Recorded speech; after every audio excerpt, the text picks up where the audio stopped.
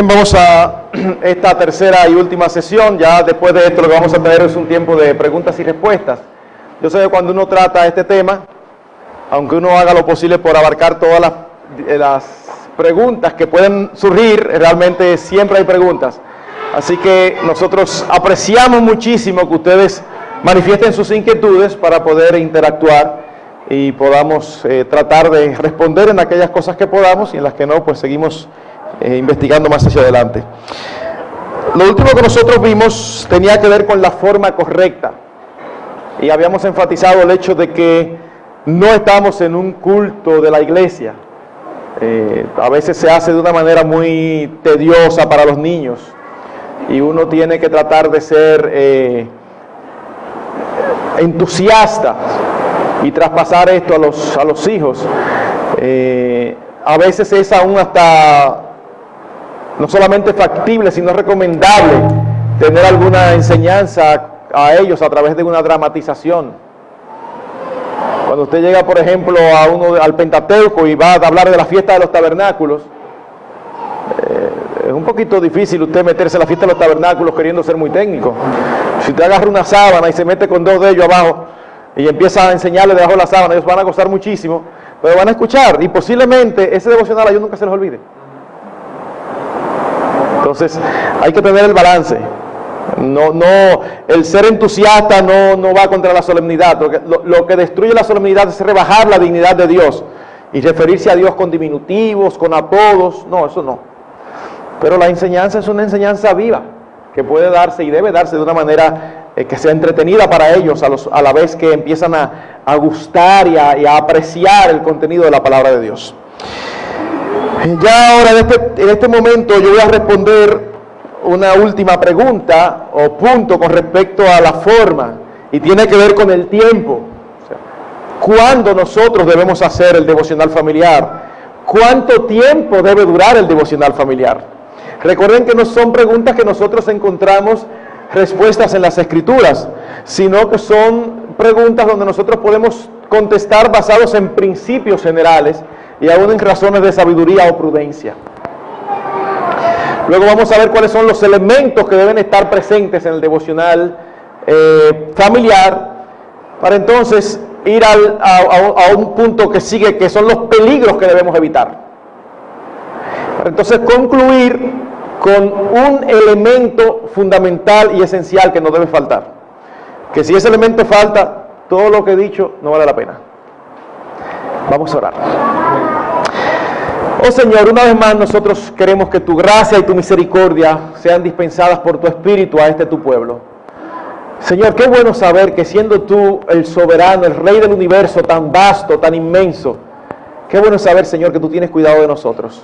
Qué bueno saber que tú nos conoces íntimamente. Oh Dios, lo que nosotros pensamos, lo que sentimos, lo que nos preocupa, aquello que necesitamos. Oh Señor, nosotros te rogamos que tu Espíritu trabaje de manera específica con cada uno de nosotros. Háblanos, Padre Celestial, háblanos, y que nosotros podamos decir como Samuel: henos aquí que tus siervos escuchamos. Gracias, Señor, una vez más te damos por tu bendita palabra. Ella es como oro, y como oro afinado en nuestros corazones. Te alabamos, Señor, por ello, y te damos la gloria en Cristo. Amén.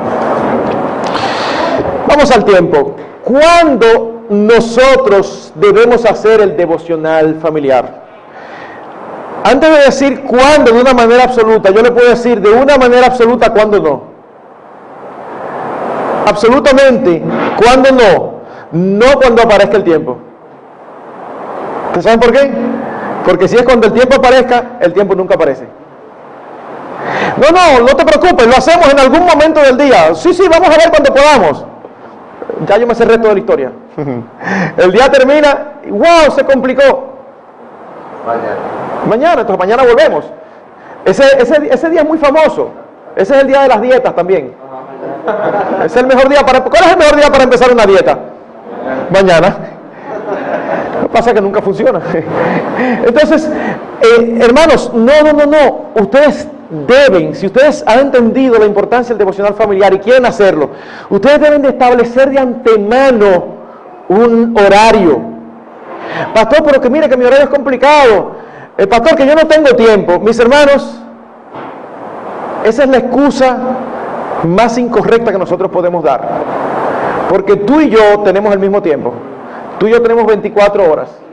La diferencia no es si tenemos tiempo o no. La diferencia es qué es nuestra prioridad, que manifestamos qué es nuestra prioridad en la medida en que nosotros le damos uso a esas 24 horas. Porque decimos que no tenemos tiempo, pero cuando aparece algo que es importante para nosotros, nosotros hacemos los ajustes de horario que tengamos que hacer para lograr hacer lo que queremos. Eso es así. Entonces, que no tengo tiempo, no, mi hermano. Yo puedo aceptar que tu horario sea complicado, porque hay horarios complicados. Pero tiempo tenemos todos el mismo, 24 horas. No hay días de 26 ni de 20, son de 24 todos, el tuyo y el mío. Es como tú lo utilizas. Entonces, no, hermano, yo no puedo decirte aquí, mira, yo te propongo que lo hagas a las 7 de la mañana, a las 6 de la mañana. Hermano, yo no puedo darte una hora, porque el ritmo de vida de tu hogar solamente lo conoces tú. Ahora, tú debes sentarte y decir, bueno, esto es prioritario. Y si tú sumas, restas, multiplicas y divides y supuestamente no te aparece el tiempo, tú sabes que tú estás haciendo algo que tienes que quitar. ¿Cómo? Pero todo es importante. Más importante que el alma de tus hijos. Bueno, si usted lo pone así, no le puedo decir que no. ¿Y cómo quieres que lo ponga si de eso que se trata? ¿Más importante que el alma de nuestros hijos? No. Entonces, tú te puedes darle mente, no, que esa es la hora que yo voy al gimnasio. Es fantástico. Señor, dámele una cita a este hermano, ve, dile al Señor que tú no puedes hacer el devocional porque vas al gimnasio. No, tú me lo dices a mí, se lo dices a tu esposa, se lo dices a tu esposo, pero tú sabes que al Señor tú no te atreves a decirle algo así. ¿Está mal ir al gimnasio? En lo absoluto. Todo el que pueda ir, que vaya. En lo absoluto. Ponga ahí cualquier otra cosa. Es que yo soy pastor y entonces todo el tiempo yo estoy preparando los estudios y los sermones. Hay estudios y sermones que tú tienes que quitar, porque tu principal ministerio, aunque tú seas pastor de la iglesia que sea, tu principal ministerio es tu hogar. Y el que se pierde en eso se perdió en todo. La obra arranca en tu casa. ¿Cuál es uno de los requisitos de 1 Timoteo 3 para ser pastor? Que sepa manejar su casa. Pues el que no sabe manejar su casa, ¿cómo va a manejar la iglesia de Dios? Entonces vemos a pastores que las esposas están desesperadas porque nunca lo ven, porque siempre tienen una alma a la que está ministrando, y eso suena muy bonito. Está salvando las almas, pero tú tienes un alma que es tu esposa. ¿Vas a dejar que esa se pierda? No, o sea, a veces nosotros nos ponemos muy espirituales y nos olvidamos de los principios bíblicos. Si se te arma un lío en tu casa, ¿te puede descalificar a ti de pastor? Porque un requisito es, tú tienes que tener tu casa en orden. Y tu casa en orden no significa que a tu hijo de 5 años, en medio del culto, no se le ocurra venir y hacer una de esas locuras. No, porque eso lo hace cualquier niño. No estamos hablando de que los niños anden con un halo aquí en el centro y no hacen nada. No, eso no es lo que estamos hablando. Pero es que cuando tú le hablas a tu niño, sea evidente que el niño sabe que su papá le habló y que es autoridad. Que tú le estés educando en la disciplina y amonestación del Señor, que tu esposa puede decir, no, él me dedica tiempo. Excusen la digresión, pero mi querido hermano, si tú eres líder o pastor y tu esposa se queja de que tú estás descuidando tu tiempo con ella, hazle caso a tu esposa. Hazle caso a tu esposa. Porque es una prioridad en tu vida. Más que el ministerio. ¿Cómo, pastor? Más que el ministerio. Si un requisito, la buena relación del hogar para ser pastor, tiene que ser más importante que el ministerio. No dice, para tú ser un buen esposo, tienes que tener el ministerio. No. Dice, para tú ser un buen ministro, tú tienes que ser un buen esposo y un buen padre. Eso es lo que dice la Biblia, no lo digo yo. No se ofenda conmigo. Cualquier cosa usted va al autor de las Escrituras y le dice, Señor, no me gusta eso. Yo no puedo hacer nada. Entonces, mis hermanos, el cuándo no sabemos, pero siéntate y determina un horario en tu casa. Y después que tú lo determines, conversándolo con tu esposa y con tus hijos si tienen cierta edad, entonces, que no sea, pero que esté cerca. Que no sea como la ley de Medio de Persia, que no puede ser quebrantada, pero que esté cerca. O sea, ¿qué les quiero decir? Hermano, ustedes terminan un horario y porque ustedes saben una cosa, cada día va a ocurrir algo para que se baraje, escúchame, que esa palabra posiblemente sea muy dominicana, para que se frustre el tiempo del devocional. Entonces uno tiene que hacerse la meta. Y déjenme decirles algo, cuando los niños están pequeños es mucho más fácil, porque usted nada más tiene que tomar en cuenta cuando los niños están pequeños, usted nada más tiene que reunirse usted y su esposa, y ustedes lo cuadran. Cuando los hijos crecen, se va complicando. Crece, entonces usted quiere que el hijo coja clase de inglés y aquel va a coger clase de música. Entonces los horarios se van complicando, porque a tal hora fulanito está, pero menganito no ha llegado de su clase. Ah, pues vamos a poner entonces una hora más tarde. No, porque esa hora ya fulano llegó, pero entonces él se va para la... Wow. Entonces, ¿qué hacemos? ¿No lo hacemos? No, búsquele la vuelta. En un momento determinado en su hogar puede ser que la hora del devocional sea, ¿usted sabe cuál? Una el lunes, otra el martes, otra el miércoles, otra el jueves. Los lunes lo hacemos después de comida. Comemos y nos quedamos ahí mismo, vamos a aprovechar. Otra no puede ser a hora de comida porque hay uno de los miembros de la familia que llega tarde porque tiene que ser que sé yo qué cosa. Entonces, bueno, los martes va a ser antes de acostarnos, vamos a hacerlo a las 9 de la noche. Pero hay que darle prioridad y hay que mantenerse haciéndolo, porque es importante.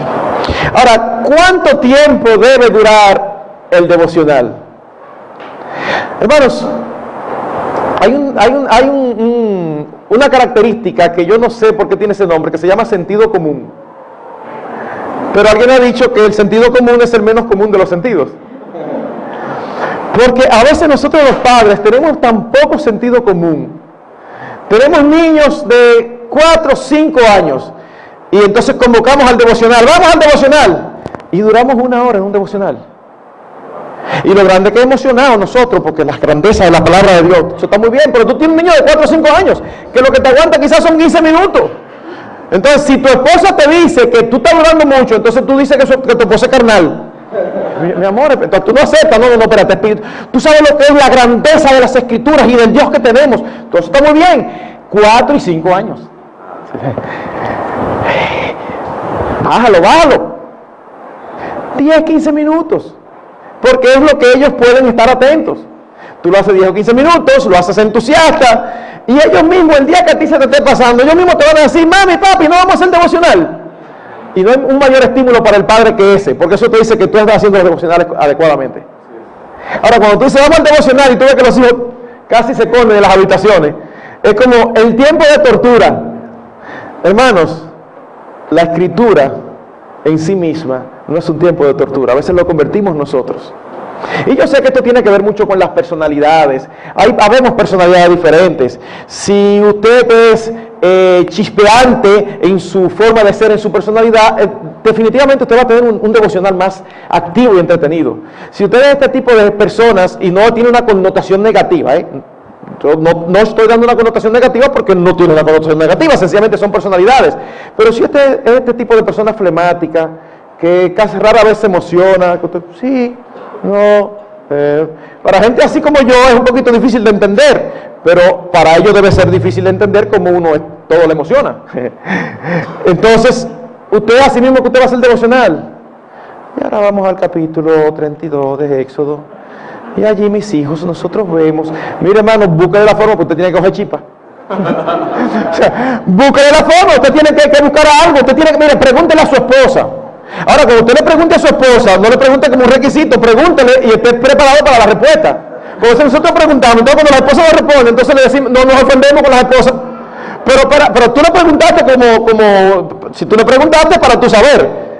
Y si te dio una respuesta que no te gustaba, tienes razón a que no te guste, pero aprovéchala y conviértela en algo positivo. Mi amor, ¿qué tú crees? ¿Tú crees que está muy largo? Bueno, mi amor, ya que tú me preguntas, demasiado larguísimo. Oye, pero tú ves, yo estoy luchando con los hijos por su espiritualidad y tú también ahora eres poco espiritual. No. O sea, escúchala. Mi hermano, yo he estado en casas en devocionales que de verdad que yo salgo triste pensando en los hijos. No, de verdad. O sea, porque tú dices, ay, mi madre. Yo me imagino, entonces, le están enseñando a que estén quietos, lo cual es correcto, tú lo enseñas, pero tú no estás enseñando a que estés quieto, no es lo que yo, ni yo que soy adulto casi puedo estar quieto, yo estoy loco por hacer algo, para dar una excusa para pararme. Entonces, mis hermanos, eso es un reto que nosotros tenemos por delante, es un reto que tenemos por delante, y todos podemos hacerlos. Evidentemente, no tome como patrón a aquel que el Señor en su misericordia y en su gracia le concedió esa personalidad. No lo tome ese como patrón, porque usted no va a llegar ahí. Pero usted puede llegar a hacerlo un poquito más entretenido. Así que, hermanos, el cuánto depende de los hijos. Nosotros debemos ser sensibles a las necesidades de los pequeños. ¿Ustedes recuerdan cuando Jacob y Esaú se encontraron? Que Esaú quería que fueran a la ciudad. Le dijo, bueno, vámonos juntos, no puedo ir juntos, yo tengo niños pequeños y tiernos que no pueden llevar ese ritmo. Le dijo Jacob. Sensible a las necesidades de lo que tenemos en la casa. Ya cuando usted tiene adolescentes, 15, 16 años, usted puede tratar un tema más profundo, y usted sabe que a veces se puede meter el devocional en 1 hora, pero se mete el devocional en 1 hora porque se metieron en tema, y usted pregunta, y los hijos preguntan, y no, yo opino esto, pero yo no lo veo así, y wow, cuando uno termina, wow, uno se va emocionado del tiempo que uno tuvo. Usted se imagina que qué glorioso es, usted con sus hijos ya caminando para adultos, usted discutiendo las escrituras, sus hijos con la libertad de decirle que no creen como usted. Eso es importante, porque a veces los papás creen que tienen que creer iguales, a veces creemos que sean unos clones. Espérate, papi, dale la oportunidad de decirte que no lo ve así para tú poderle explicar. Pues si cuando tú dices que tú no lo ves así, tú lo que le echas un boche o le das una reprimenda, la próxima vez él no va a cambiar, él no va a creer así, pero no te lo va a decir. Y entonces tú no vas a poder ayudarlo. Entonces, eso es glorioso. Tiempos a veces que uno se pone como familia y lee un texto, o en el texto se aplica a alguna situación que uno como familia está pasando, y uno empieza ahí a dilucidar. De verdad, eso es una experiencia. Los que han pasado por ahí saben que eso es una experiencia increíble. O sea, es una experiencia gratificante. Y se puede, pero eso hay que sembrarlo. Eso hay que sembrarlo. Yo recuerdo conversaciones, ya no en el devocional, pero que es fruto precisamente de esa práctica de interacción. Yo recuerdo en una ocasión que nosotros estábamos visitando a... Ese es el problema de grabar las cosas, que uno tiene que limitarse en las cosas que va a decir, porque uno no sabe dónde va a llegar esa grabación. Si no estuvieran grabando, yo fuera un poquito más claro. El asunto es que estábamos visitando a alguien en otra ciudad, y en esa casa que íbamos a visitar, de manera particular, había una persona que tenía cierto desafecto hacia uno de los miembros de nuestra familia. Y nosotros lo sabíamos, una persona inconversa. Entonces, estábamos, mis 3 hijas, su mamá y yo, en el carro.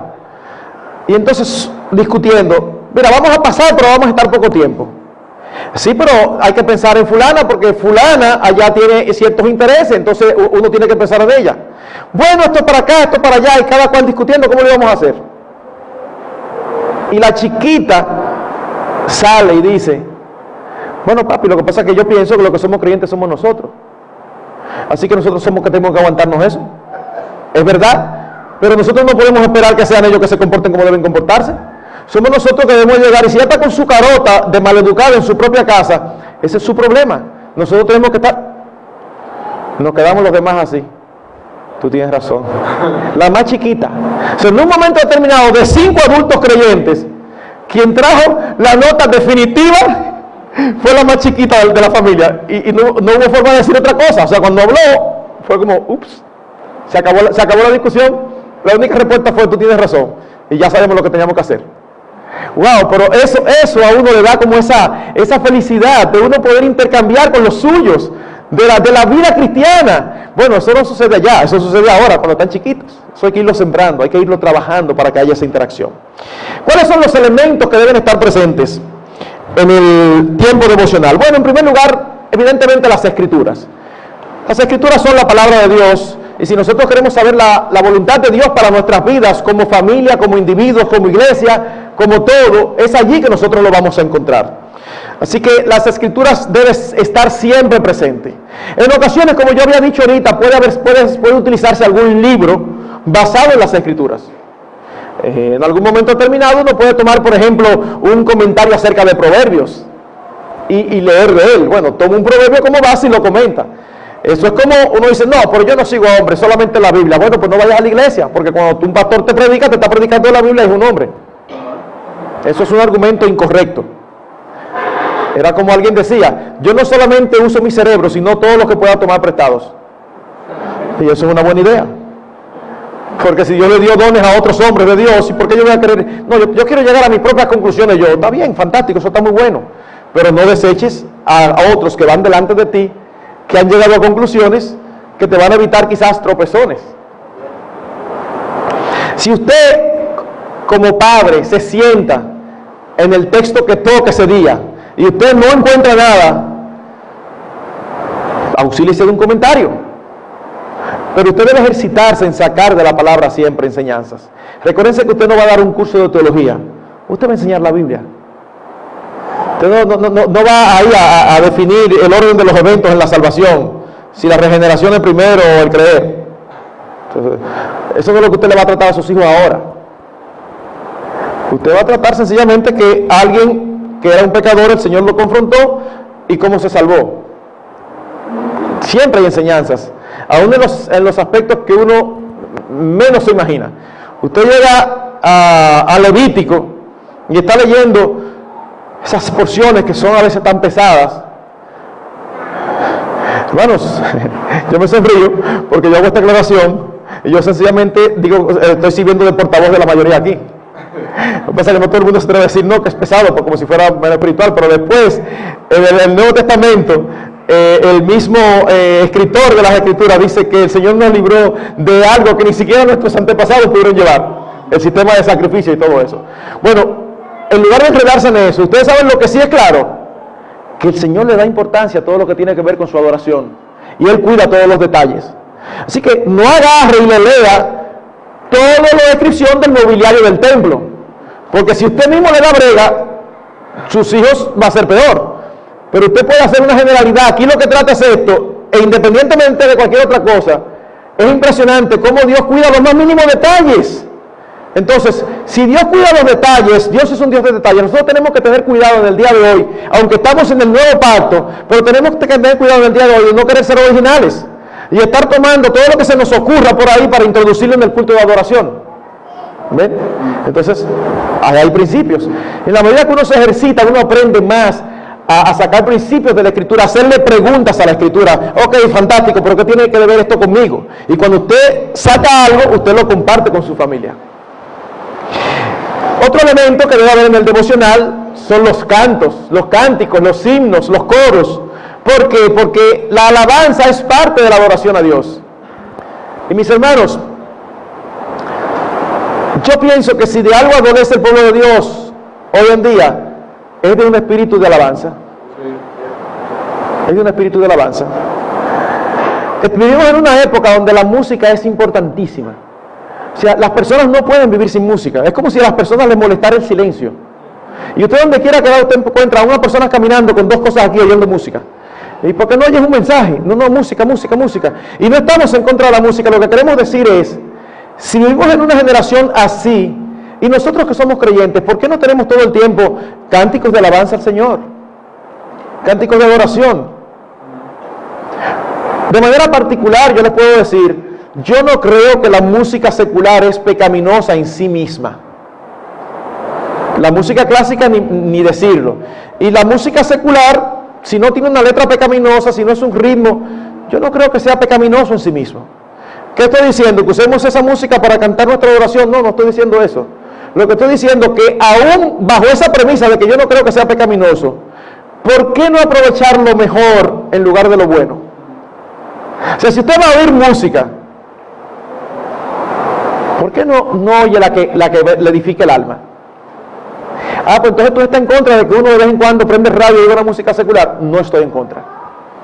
Pero estoy diciendo, si tú haces eso de vez en cuando, entonces yo presupongo que si tú eres una persona que vives a Dios y al Señor, entonces tú haces eso de vez en cuando porque tú todo el otro tiempo entonces estás involucrado, oyendo, cantando, alabando al Señor. ¿Ven cuál es la idea? Pero a veces en nuestros hogares es algo que yo hasta aún recomiendo, hermano, en sus hogares acostúmbrese a poner música cristiana. ¿Usted quiere música ambiental? Ponga instrumentales. cristianos. En cualquier momento, usted no está pendiente, pero en cualquier momento usted se encuentra a sí mismo sin darse cuenta cantándolos. Le va acostumbrando el oído y el gusto a sus hijos. Pero imagínense, si sus hijos donde quiera que se mueven, lo que oyen es este tipo de música ensordecedora. El día que usted lo traiga a la iglesia y le ponga a cantar Cuán grande es Él, va a decir, y esta música funeraria. Y no es que lo es que es un contraste demasiado fuerte. Entonces, acostúmbrese a adorar a Dios, a alabarlo. El devocional es un buen motivo para eso. Y a estar pendiente de que sus hijos no canten como decíamos ahorita. No, es adorar a Dios y hay que hacerlo con todas las fuerzas. ¿Qué dice el salmista? Cantad alegres a Dios, los creyentes, habitantes de toda la tierra. Mira, ahí hay una excepción. Si tú no eres habitante de la tierra, tú puedes no hacer eso. Si hay alguno aquí, pero si usted es habitante de esta tierra, ese mandato es para usted. No solamente que lo laven, que lo hagan con alegría. No es una carga. Entonces, oiga, qué bueno es cuando uno llega el tiempo de orar a Dios, uno con su familia puede sentarse, aún los niños chiquitos, y así con palabras entrecortadas, que todavía ni siquiera hablan bien, se aprenden las cancioncitas y la cantan, y uno, eso es un ambiente, hermanos, el Señor mora y el Señor se agrada de ver, el Señor se agrada de la alabanza de los niños. ¿No dice la Escritura eso?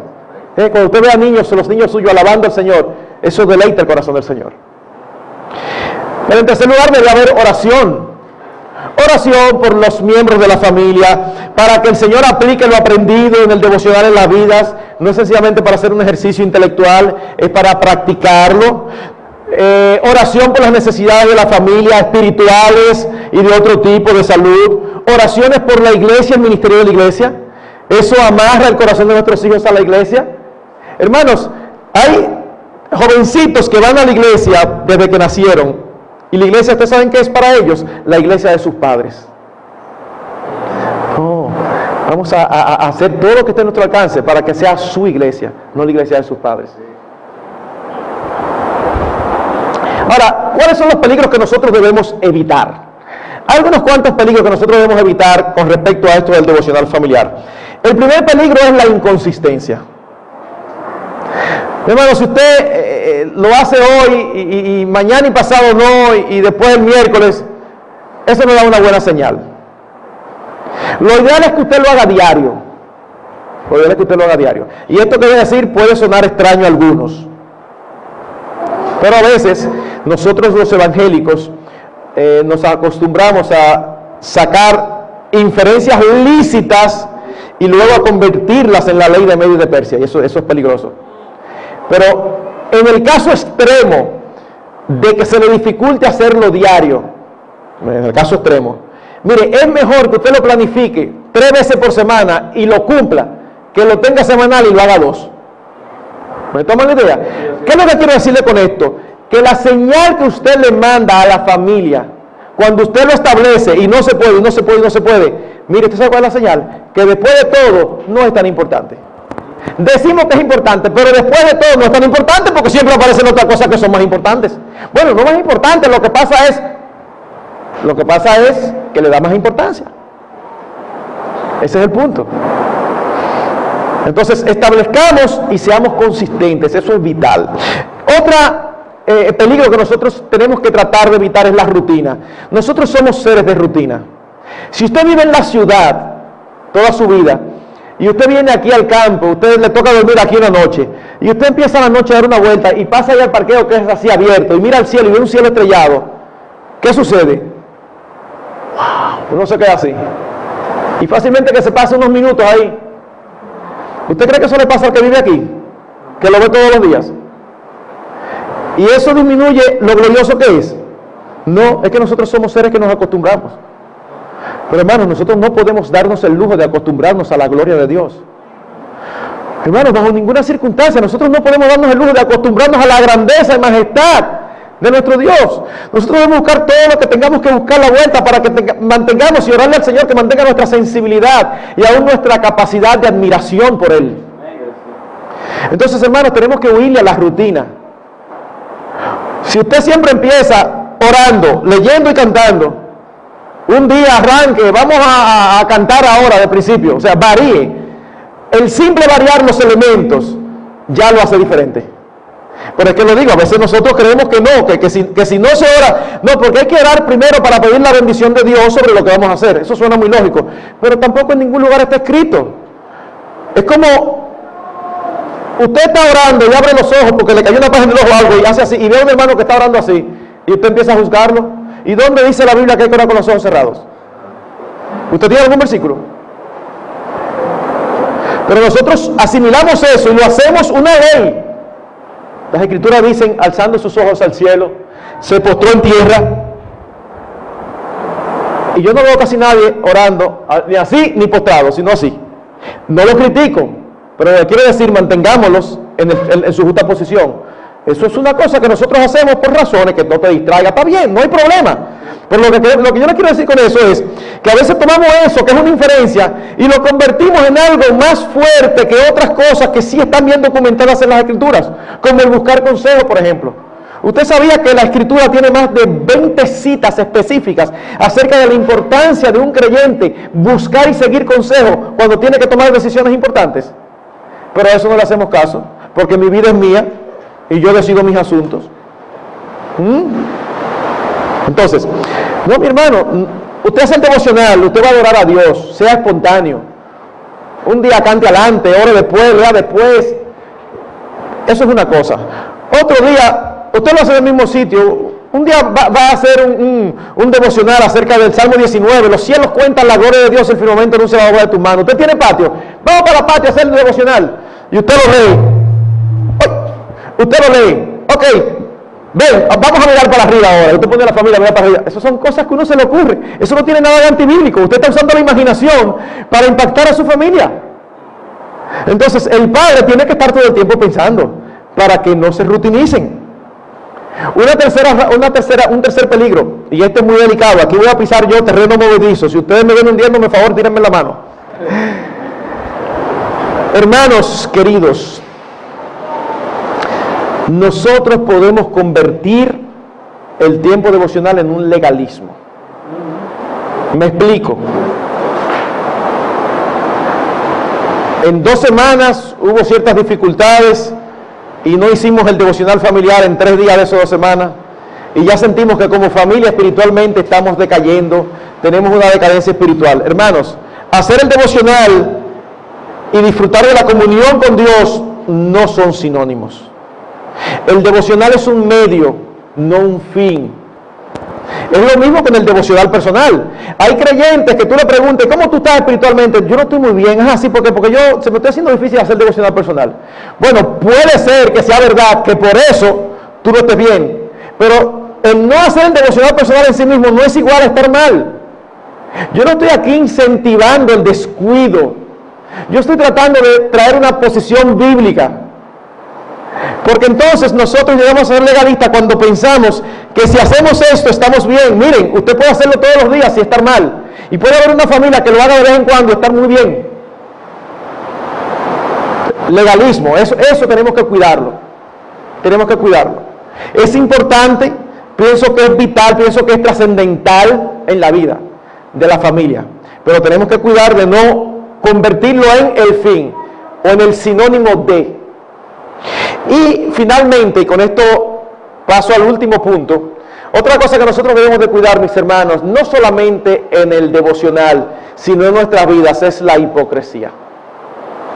La hipocresía es decir una cosa con nuestras bocas y hacer otra. Y esto, hermanos, nos conduce a mi último punto. Yo no quería traer un tema como este sin cerrar trayendo un elemento indispensable. Hermanos, el elemento indispensable en este tema, ¿ustedes saben cuál es nuestro ejemplo. Y si usted no se recuerda de nada de lo que yo dije de aquí para atrás, no hay problema, pero recuérdese de esto que vamos a decir ahora. Nuestro ejemplo es fundamental, nuestro ejemplo es vital. Nosotros podemos tener el devocional familiar sin fallar por meses, y si nosotros no vivimos diariamente lo que enseñamos, de nada nos sirve. Porque nuestros hijos aprenden más por lo que ven que por lo que oyen. Usted puede hablar todo lo bonito y todos los principios bíblicos correctos. Mis hermanos, como padres, líbrenos el Señor que de nosotros se diga lo que dijo Cristo de los fariseos. Hagan como ellos dicen, pero no como ellos hacen.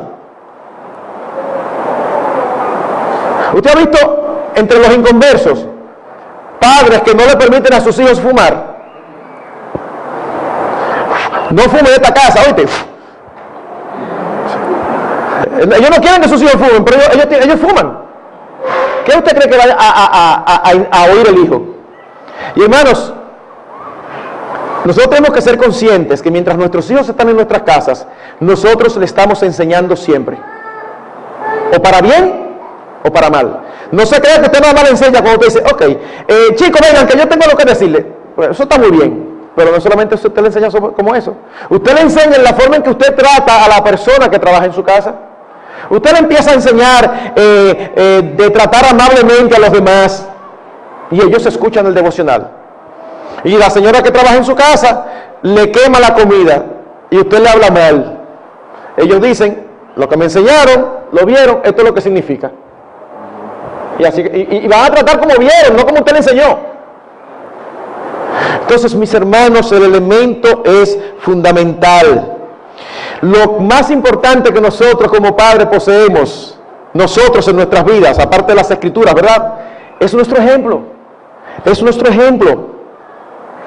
Y hermano, nuestros matrimonios pueden predicar un mensaje que atrae o que aleja a nuestros hijos del Evangelio. El ejemplo nuestro puede atraer o alejar a nuestros hijos del Evangelio. Cuando ustedes le enseñan a sus hijos una cosa y hacen otra, hermanos, ustedes le están enseñando a sus hijos que después de todo, lo que ustedes dicen creer no es tan importante. No es tan importante. Usted le enseña a los hijos cómo manejar sus conflictos personales. ¿Y qué fue lo que pasó? Que fulanito me dio y que... mijo, pídele perdón. Pídele perdón.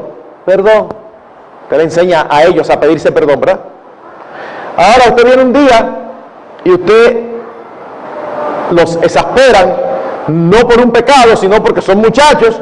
Usted está explotado del día y ellos están con pila nueva. Y usted lo siente y lo pone, y que si yo que llega un momento determinado que usted desesperado le habla mal. ¡Ay, me tienen cansado! ¡Bájate de ahí! Y entonces usted dice, oye, me lo hice mal. Pero ya, y lo deja ahí. No, si tú lo hiciste mal, ellos te oyeron. Llámalos, aunque tengan 3 años de edad. Siéntalo ahí y dice, mi amor, perdóname. Tu papi pecó contra ti, te habló mal. Perdóname. No, porque entonces la autoridad mía, hermanos, la autoridad tuya se crece. Porque ellos entienden que tú estás montado en el mismo barco que ellos. O tú no crees que cuando tú le dices a ellos que no hagan esto, ellos no te entienden, ellos te entienden. ¿Y por qué vuelven y lo hacen? Porque ellos tienen el mismo pecado que tú y que yo, que estamos luchando. Mi hermano, sinceramente, tú tienes 15, 20 años en el Evangelio. Para la gloria de Dios hay pecados con los que ya tú dejaste de luchar. Y yo también. Pero aquí entre nosotros, sin decirlo a nadie, ¿no es verdad que tú tienes 15 y 20 años luchando a veces con los mismos pecados? Entonces tú quieres que tus hijos lo resuelvan en un año. O sea, entonces tus hijos tienen que saber que tú también estás montado en ese barco, que tú también a veces sabes cómo hacer las cosas, porque es que ellos no saben. No es que no saben, ellos saben, pero son pecadores. Y nosotros también sabemos lo que tenemos que hacer y muchas veces pecamos haciendo lo que no debemos. Tú tienes que hacerle saber a tus hijos que tú eres humano y que tú también estás luchando, pero que gloria a Dios, el Señor ha hecho provisión a través de su sangre y en Él hay perdón para que seas reverenciado. Pero si tú quieres enseñarle humildad a tus hijos, tú tienes que ser humilde ante tus hijos. O sea, hermanos, nuestro ejemplo es fundamental. A mí nunca se me olvida la primera vez que yo tuve que pedirle perdón a mi hija mayor. Y cuando yo digo a mí no se me olvida, es algo relativamente grande, porque yo tengo una memoria pésima, a mí todo se me olvida. Cuando me recuerdo de algo fue porque me impactó. Ella debía tener como 1 año y medio, 2 años, pero quizás 1 año y medio. Ya ella dormía en su habitación y a medianoche empieza a llorar. La mamá se pasa el día bregando con ella. No te preocupes, mi amor, yo voy. Dime, mi amor, ¿qué te pasa? Yo quiero irme para la habitación de ustedes. Bueno, mi amor, no, porque tu habitación es esta. No, por eso no se llora. La reviso. En ese tiempo los Pampers eran un lujo para nosotros. Le quito el pañal, vuelvo y se lo pongo. Nada, reviso. No hay nada que la esté molestando, no hay nada que le duela. Mi amor, óyeme, no llores. Por eso no se llora, este es tu sitio. Me regreso. Cuando estoy cogiendo el sueñito, otra vez, me paro. Marcel, ¿y ahora qué pasa? Que yo quiero dormir con ustedes. Mi amor, ya hablamos de eso, yo te dije que no. O sea, no.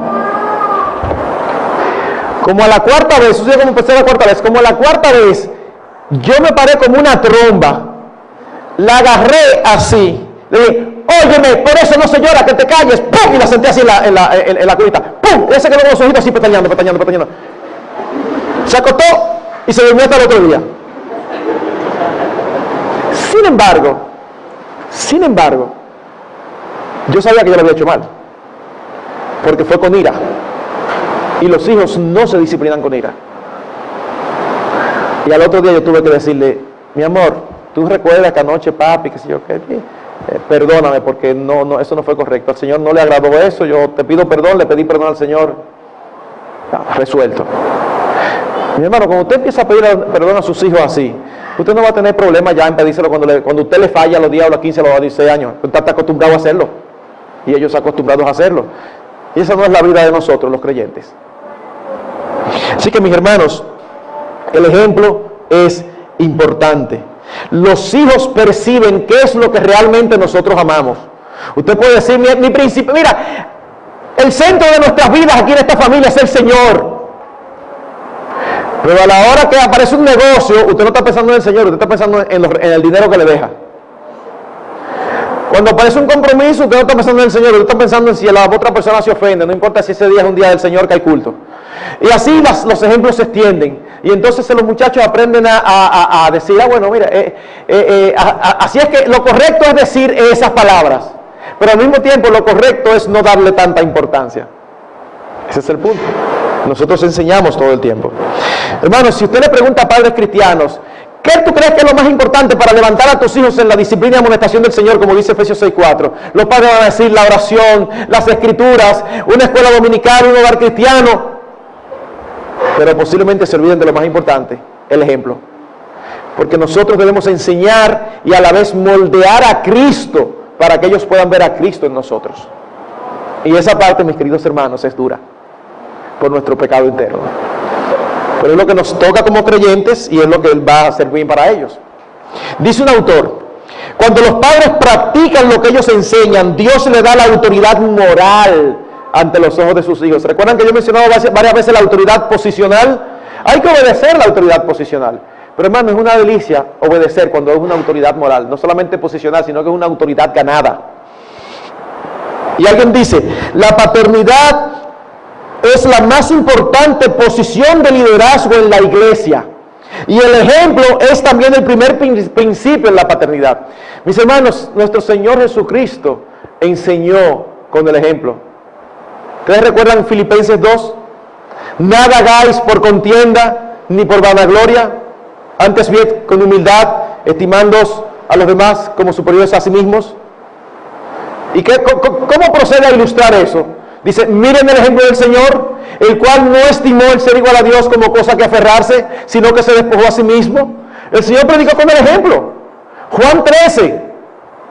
No, tú no me vas a lavar los pies. No, ejemplo os he dado, hacéis vosotros los mismos. El Señor, todo lo que enseñó, Él fue ejemplo primero. Esa es la forma en que nosotros tenemos que hacerlo. Y hermano, yo no sé si usted se ha dado cuenta de algo impactante. El matrimonio, la institución del matrimonio, es una institución que predica el Evangelio. A mí me encanta cuando uno va a Efesios 5, un texto muy conocido, donde habla a las esposas a respetar a sus esposos, a someterse a ellos, donde le dice al esposo que ama a la esposa como a sí mismo, porque el que ama a sí mismo se cuida, nadie aborreció jamás a su propia carne, sino que la sustenta y la cuida, y todo eso. ¿Y qué dice al final? Dice, esto digo de Cristo en la iglesia. Y uno se queda como, espérate, uno vuelve a leer arriba. ¿Cómo que de Cristo en la iglesia? Y no del matrimonio que estamos hablando. Fíjense, en algún momento, cuando usted lee Efesios 5, usted viene leyendo, está dando cómo debe ser el esposo y la esposa. Y al final dice, esto digo de Cristo en la iglesia. Y uno dice, ¿cómo de Cristo en la iglesia? Yo pensaba que era el matrimonio. Hermanos, en la mente de Dios, desde antes de la fundación del mundo, Él escogió, Él diseñó el matrimonio para que el matrimonio fuera la institución sobre la faz de la tierra que reflejara la relación que Cristo tenía con su pueblo, la iglesia. Y esa no es la esencia del Evangelio, la salvación de Dios, de un pueblo escogido por Él a través de la sangre preciosa de Jesucristo.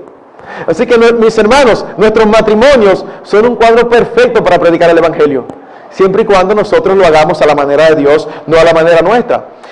Yo no tengo una pizarra aquí, pero permítanme hacer un ejercicio de imaginación. Vamos a ver como si fuera un triángulo. Aquí está Dios, aquí está el esposo, aquí está la esposa. Mientras más cerca estén ellos de Dios, ¿qué pasa? Más cerca están ellos, mejor están ellos. Ellos deben estar cerca de Dios. Mientras más cerca de Dios están, más cerca están de ellos. Y dice un autor, un pastor, que él nunca, esa es su experiencia. Dice, yo nunca he recibido aquí a una pareja con problemas que yo les pregunte, ¿ustedes oran juntos? Y ellos me digan sí. Qué interesante. Oigan, una de las primeras cosas cuando uno tiene problemas matrimoniales que uno deja de hacer es orar juntos, porque uno sabe que uno no está actuando bien, pero uno no quiere dejar su brazo a torcer. Y uno prefiere seguir con su lío y su problema con el otro y no arreglar sus cosas con el Señor. Pero cuando oramos juntos, wow, Señor, venimos, ayúdanos esto, aquello, lo otro. Entonces, hermanos, nosotros como padres, cerca de Dios, podemos ser un instrumento en las manos de Dios para impactar la vida y el alma de nuestros hijos. Es una gran responsabilidad, es un gran privilegio. Hermanos, el tiempo se me ha ido. Yo solamente quiero recapitular y concluir de la siguiente manera. Al igual que con el tiempo de devoción personal, nosotros debemos de ser disciplinados con el tiempo de devoción familiar. Pues de lo contrario, nosotros estamos desperdiciando un tiempo precioso que Dios nos concede, donde nosotros podemos ganar el alma de nuestros hijos. Y hermanos, no hay nada más valioso que el alma eterna de nuestros hijos.